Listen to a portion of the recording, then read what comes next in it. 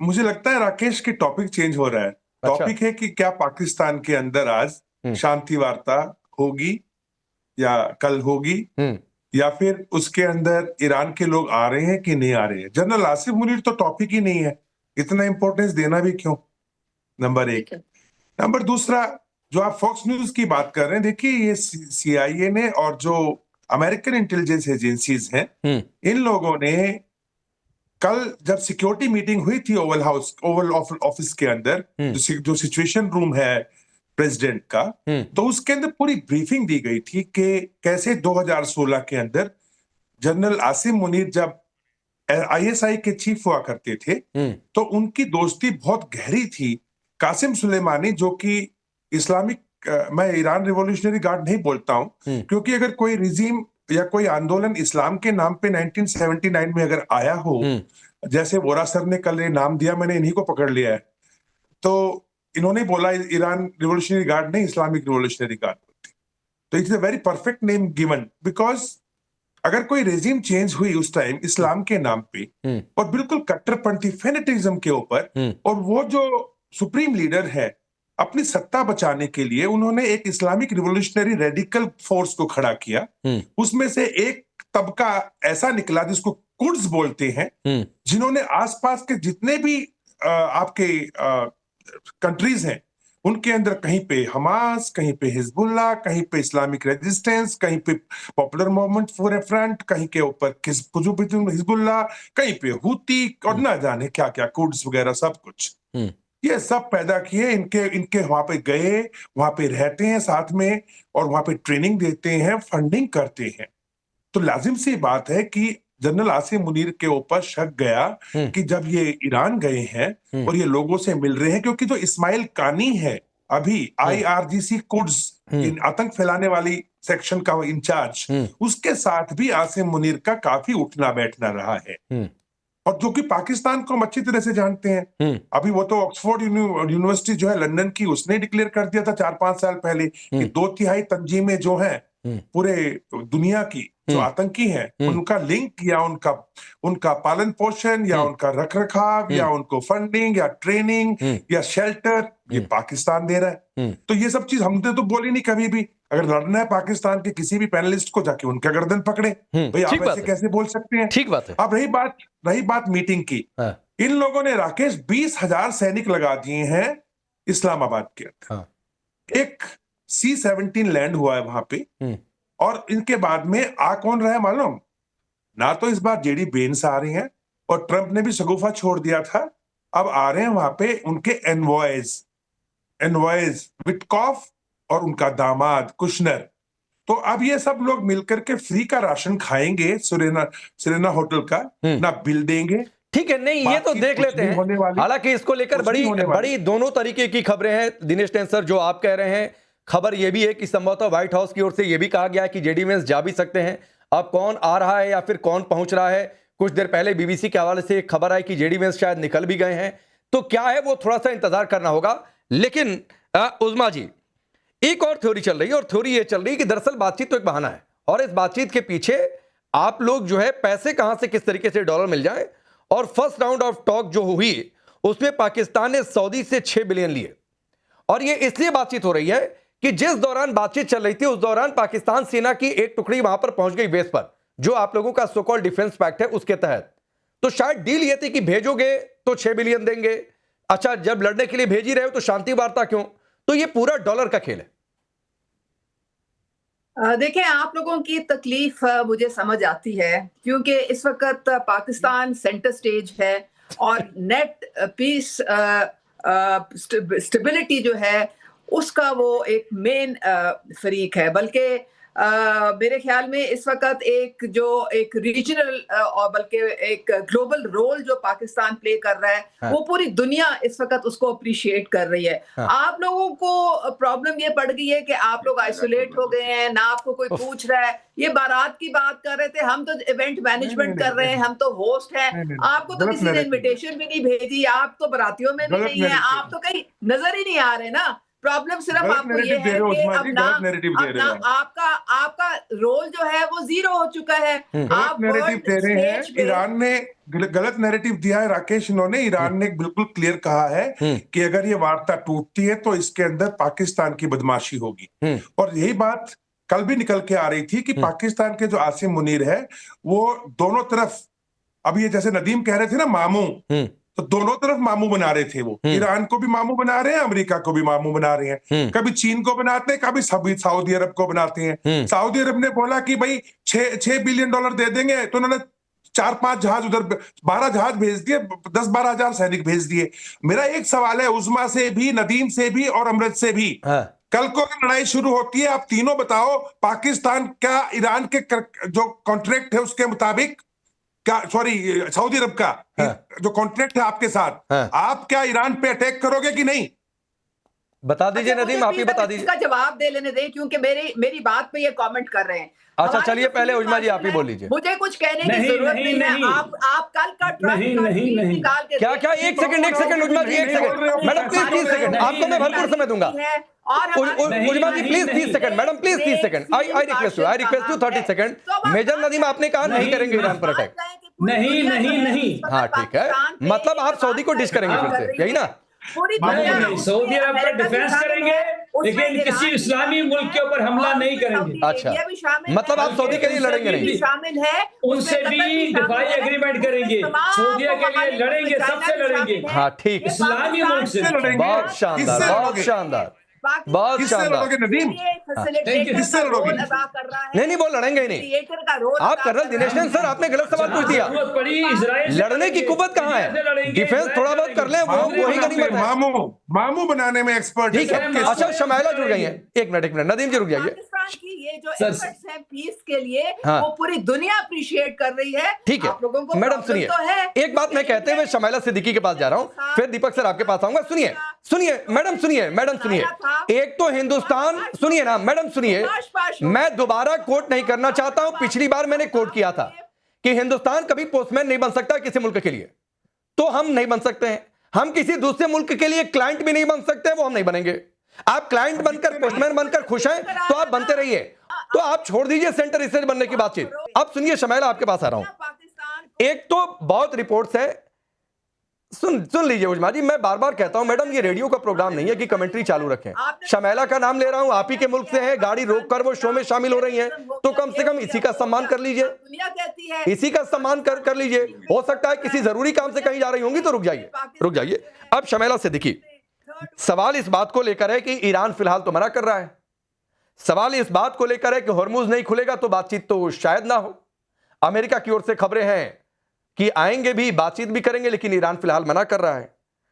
सवाल फिर यह है कि मुनीर का क्या होगा आगे? 24 घंटे तो भारी है। देखिए इस वक्त एक चीज कहलाती है, उसको कहते हैं बैकडोर डिप्लोमेसी। जो भी सूरत हाल चल रही है, मैं बड़ी तहम्मुल से आपकी बात सुन रही हूँ। कुछ जगहों पे आपके क्वेश्चंस भी बड़े बजा हैं, अगर उसको पॉजिटिव तरीके से देखा जाए, जो कि इंडिया से कभी भी हम पॉजिटिविटी की उम्मीद नहीं रखते, बट स्टिल इसको हम एक न्यूट्रल ग्राउंड पे डिस्कस करते हैं। आपको खुद अंदाजा है कि जो कुछ पिछले 1-1.5 महीने में हुआ है ट्रंप की तरफ से, जिस तरह से ट्वीट्स आती हैं, वो इस तरह, वो इतनी नॉनसेंस या कह लें कि उस तरह की होती है कि वो लग रहा होता है कि वो जहनी तवाजुन कोई ठीक नहीं है उनका, उनकी उम्र हो चुकी हुई है, और इतने बड़े मुल्क के वो सदर हैं और इतने अहम फैसले उनके पास हैं इस वक्त, और इस टाइम आधी दुनिया तीसरी जंगे अजीम की तरफ झोंक दी गई थी जिसको रुकवा दिया गया। आसिम मुनीर साहब का इतना कमाल काफी है कि इस वक्त तक जंग नहीं हो रही है, इसको अप्रिशिएट करना चाहिए। और अगर ये सहरा भारतीय किसी सेना की तरफ या आपके पीएम की तरफ जा रहा होता तो हमारे मुल्क में इतना ज़र्फ है कि हम उसको अप्रिशिएट करते, क्योंकि जंग कभी भी सिर्फ पाकिस्तान के लिए नुकसानदेह नहीं होती, वो भारत के लिए भी होती है, और अगर भारत के लिए होती तो पाकिस्तान के लिए भी होती, क्योंकि हमारे नेबर्स लड़ रहे हैं इस वक्त, हम आपस में जंग में नहीं है। आपकी भी सहमत लगती है, हमारी भी लगती है। अभी सीज फायर का टाइम जो अमेरिका ने दिया हुआ है वो अभी बचा हुआ है। आपने कोई सीज फायर नहीं करा। दिनेश सर एक बार शमाइला के पास सबसे आखिर में गया, एक बार उनकी बात आ जाए, एक बार उनकी पूरी बात आ जाए। बोलिए, कंप्लीट। प्रेसिडेंट बने, मुझे उनसे मिलने के लिए जाना है, शमाइला जी बहुत कम है। हाँ नहीं ठीक है, मैंने इसीलिए रोक दिया उनको। बोलिए हमारे प्राइम मिनिस्टर पे। अब उजमा जी आप रुक जाइए, यहाँ से मैंने कर्नल दिनेश नंदन को रोका, आप शुरू हो गई, तो रुक जाइए मैडम प्लीज प्लीज। 1 मिनट के लिए मैं आप ही की बात अभी सिर्फ शमैला बोलिए। पाकिस्तान इस वक्त किसी भी परेशानी में या किसी भी उस सिचुएशन में नहीं है, इसमें कोई शक नहीं कि पूरी दुनिया उसकी तारीफ कर रही है, पूरी दुनिया इस मीडिएशन के प्रोसेस को सराह रही है। जितनी बड़ी रिफ्ट है, जितना बड़ा वो एक जंग की तरफ हम जा चुके हुए थे, आपको क्या लगता है 1 राउंड या 2 राउंड या 3 राउंड में हम इसको कहीं बिठा लेंगे? ईरान अपनी जगह बजा है कि उनको भी पहले भी तो नेगोशिएशन चल रही थी ना, जब अटैक हुआ बच्चियों के स्कूल पे, तो नेचुरली उनका भी एक राइट है इस चीज पे बात करना कि भाई हम पहले भी उठ के आए। हाँ ठीक है, शमैला सुनिए, शमैला जी, मैडम एक छोटा सा क्रॉस है, और एक छोटा सा क्रॉस है। आपने कहा ना, सुनिए कि हिंदुस्तान का कोई कर रहा होता, मैडम हम इंटरेस्टेड ही नहीं थे, पहली बात। दूसरी बात सुन लीजिए, अब आपकी बात मैंने सुनी, अब सुनिए मैडम, सुनिए ना, और क्यों इंटरेस्टेड नहीं थे आपको बता रहा हूं, एक बार सुनिए। अगर आप न्यूट्रल ग्राउंड पर फैक्ट के साथ बात करना चाहती हैं तो मैं कर रहा हूं, और अगर आपको मेरा फैक्ट गलत लगे तो आप बोलिएगा। दीपक सर भी यहाँ पर बैठे हुए, सुनिए। आपको मुंह नहीं लगाया वो एक अलग बात, नहीं सुन लीजिए ना, हम हिंदुस्तान किसी के मुंह लगने वाली चीज नहीं है। सुनिए मैडम, सुनिए, आपकी भाषा में पाकिस्तान किसी के मुंह लगने वाली चीज होगी, हिंदुस्तान किसी के मुंह लगने वाली चीज नहीं है, और हिंदुस्तान को कोई मुंह लगा भी नहीं सकता है, और ना हम किसी के मुंह लग सकते हैं। तो आप छोड़ दीजिए, आप जाकर किसी के मुंह लगते होंगे, मुनीर ट्रंप के मुंह लगते होंगे, तो मैडम वो आपकी भाषा है, आप अपने तक ये रखा करिए। सुनिए मैडम, सुनिए,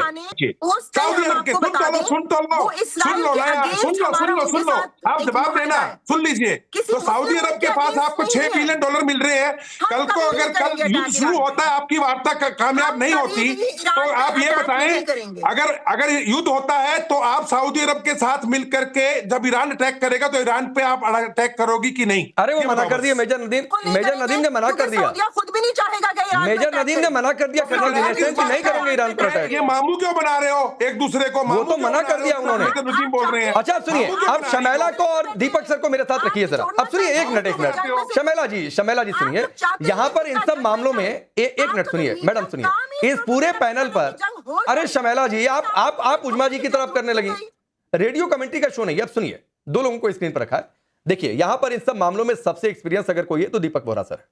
अब दीपक वोहरा सर, 2 बातें मैं पहले भी कोट कर चुका हूं कि इस मामले में अगर मीडिएट करने का या फिर ब्रोकरेज करने का कोई एक विकल्प था तो पाकिस्तान, क्योंकि तेहरान के साथ बातचीत ये एकॉर्ड है पहले से कि वो पाकिस्तानी एम्बेसी के जरिए ही हो सकती है जो वॉशिंगटन में है, पहली बात। तो ये रिलेवेंस को अपना इंफ्लुएंस समझ रहे हैं, ये समझ नहीं रहे कि सिर्फ इनका रिलेवेंस है, इंफ्लुएंस नहीं है, पहली बात। दूसरी बातचीत है, आपने रिलेवेंस तो मानी ना। हाँ तो रिलेवेंस है, मैं तो मान ही रहा हूं शमैला जी, पोस्टमैन की रिलेवेंस होती है कहीं तो आप आके वो मैं मान ही रहा हूं रिलेवेंस है, और रिलेवेंस पोस्टमैन का इसलिए है क्योंकि आप कहिए वॉशिंगटन डीसी में जो पाकिस्तान की एम्बेसी है, जब तेहरान के अमेरिका से राजनयिक संबंध खत्म हुए तो एकॉर्ड हुआ कि आगे से जब भी बातचीत करेंगे तो तीसरे देश के जरिए बातचीत करेंगे। पहले कोई दूसरा मुल्क था, अब पाकिस्तान है, तो ये 92 से चला रहा है। There is nothing new in this. Canada में आपके सफारत, अब ये चैप्टर आपको नहीं समझ में आ रहा है मैडम, तो आप कनाडा जाएंगी, फिर दीपक वोहरा सर आपको इतना ज्ञान दे देंगे कि आपको बिल्कुल हजम नहीं होगा। अब सुन लीजिए, दीपक वोहरा सर से समझेंगे। दीपक वोहरा सर जरा इनको समझाइए कि ये रिलेवेंस को इन्फ्लुएंस समझ रहे हैं, ये क्लाइंट बनने को स्ट्रेटेजिक पार्टनर समझ रहे हैं। देखिए आपके कुछ भी, अब दीपक वोहरा सर से प्लीज शमैला नहीं ख्याल खामोश होंगी, प्लीज आप कोशिश कर लीजिए, इनको खामोश करा दीजिए तो अच्छा रहेगा। तो अभी वो फौजी साहब कह रहे थे कि हम हमला नहीं करेंगे क्योंकि हम इस्लामिक मुल्कों पर हमला नहीं करते हैं। अफगानिस्तान तो शायद बुद्धिस्ट देश है ना, इन्हीं के रक्षा मंत्री ने कहा था कि we are at war with Afghanistan. ये मैं नहीं कह रहा, वो उन्होंने कहा था, वो तो मेरा ख्याल वो शायद बुद्धिस्ट या क्रिश्चियन देश है अफगानिस्तान। सुन लीजिएगा मेम साहब, इतना जहर अपने दिमाग से बाहर निकाल दीजिएगा, आपके दिमाग को वो नुकसान करेगा। दूसरा, आपने बैकडोर डिप्लोमेसी की बात की है, बैकडोर डिप्लोमेसी नाम की कोई चीज नहीं होती मेम साहब, मुझे 53 इयर्स हो गए, हम उसको कहते हैं ट्रैक 2 या क्वाइट डिप्लोमेसी। बैकडोर के मायने बहुत गलत होते हैं, वी नेवर यूज दैट। इसका मतलब है आप किसी को धोखा दे रहे हैं, आप पीछे के दरवाजे से जा रहे हैं, ये मत इस्तेमाल करिएगा। पूछ लीजिए अगर आपके पाकिस्तान में भी जरूर कोई होंगे डिप्लोमेट। मैडम मैं कंप्लीट कर लूं कि नहीं, आप खामोश नहीं हो सकती? सो इसमें बेसिक इशू ये है सर, भरोसा नहीं है, आपस में कोई एक दूसरे पर भरोसा नहीं करता, और जब भरोसा नहीं है तो फिर समझौता होना नामुमकिन है। अब मैं ये कहूंगा कि आप इसको बायलैटरल इशू मत बनाइए। भारत तो बहुत खुश होगा अगर किसी में अगर कहीं समझौता, सोमालिया करा दे समझौता, मेरा क्या जाता है? शैतान करा दे समझौता, मेरा क्या जाता है? समझौता होना चाहिए, नजर नहीं आ रहे मुझको। नहीं, शमैला जी से अभी संपर्क टूट गया है। अमृत अहमद शेख, आपको बातें समझ में आई? हाँ उजमा जी 30 सेकंड, अमृत को 30 सेकंड दीजिए, फिर आ रहा हूं आपके पास। जी सर, मैं I was listening to all of the conversation और मैं सर से काफी बातों पे अग्री करती हूँ, लेकिन मेरा एक सवाल है और वो मेरे पूरा यहाँ के पैनल से है और मैं बहुत रिस्पेक्टफुली एक चीज पूछ रही हूँ। आई अंडरस्टैंड दैट थिंग कि आप ये कह रहे हैं कि यकीन नहीं है, ट्रस्ट नहीं है और ट्रस्ट डेफिशिएंट है। Sir, with all due respect and considering the fact that you've been tutor in such a reputable university and institute, you would definitely understand this thing and the dynamics of it, कि जब आप इतना ज्यादा trust अगर आपका deficient होता है तो आप उस मुल्क को या उस पोस्टमैन को, अपेरेंटली आपके लफ्जों में, उसको आप पोस्टमैन नहीं बनाते हो, फिर आप उस चीज पे ट्रस्ट करते ही नहीं हो। आप वहां पे किसी किस्म की नेगोशिएशंस करने के लिए आप तैयार ही नहीं होते हो, लेट अलोन कि वहां पे आप दूसरा राउंड भी एक ट्राई के लिए दे रहे हो। तो आई थिंक ट्रस्ट वाला एक मैं आपको इस पर दीपक सर से रिप्लाई दिलवा देता हूं। ये कहते हुए कि शमैला की बातें आपने सुनी होंगी, वो ट्रंप को कितना कोस रही थी, पता नहीं कोई और सुन ले या फिर पाकिस्तान का कोई अधिकारी सुन ले कि इस तरीके से ट्रंप को लेकर बातचीत कर रही है, तो शमैला की ही खबर ले ली जाए। खैर, इनकी बात का दीपक सर आप रिप्लाई कर दीजिए, एक शॉर्ट रिप्लाई, फिर उजमा जी आ रहा हूं। सर, इतना ही कहूंगा कि आपने आज सुना होगा आज की खबर की जो आसियान के 10 देश हैं वो अब रशिया से तेल खरीद रहे हैं क्योंकि अमेरिका ने कुछ देर के लिए प्रतिबंध हटा दिया। बेसिक इशू, और कोई देश स्वीकार करने को तैयार नहीं था कि मेरी धरती पे आके बातचीत करो, एक ही है जिसने स्वीकार किया। So it's an international joke, it's not any kind of international respect.